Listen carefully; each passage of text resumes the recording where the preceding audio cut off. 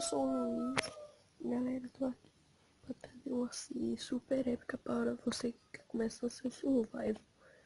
Aqui você vem aqui ó, é criar novo mundo. E aqui nessa setinha aqui em cima, aqui perto do nome avançado.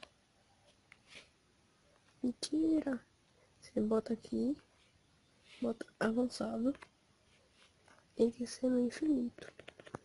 E bota essa seed. Eu acho que todo mundo já sabe, mas bota assim.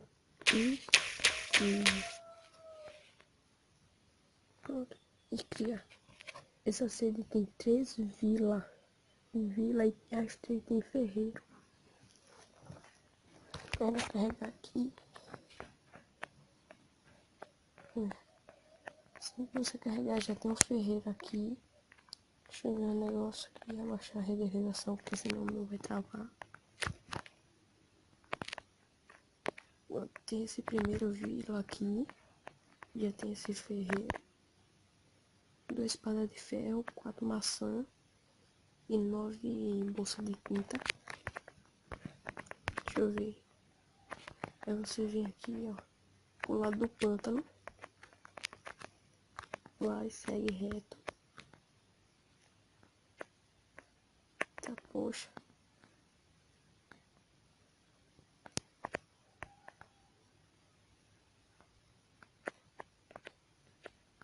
É que vira.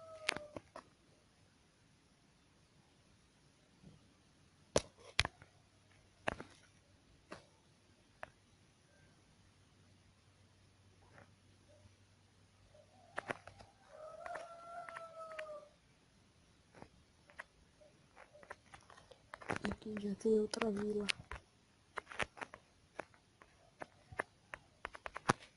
E outro ferreiro.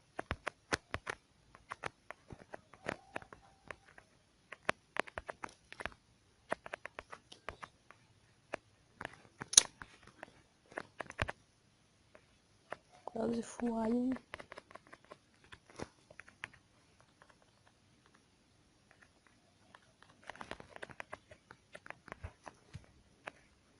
Deixa eu ver o negócio onde fica outra.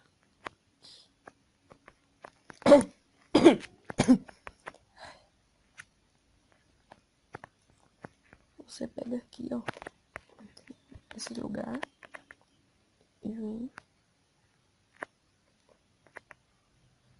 até outra vila e outro ferreiro. Aqui eu já entrei. Obsidian e uma maçã. Então, esse foi o vídeo, galera. Espero que você tenha gostado. Ai, meu Deus. Tô rouco. Espero que você tenha gostado do vídeo. Like, favorito e inscreve no canal. Falou!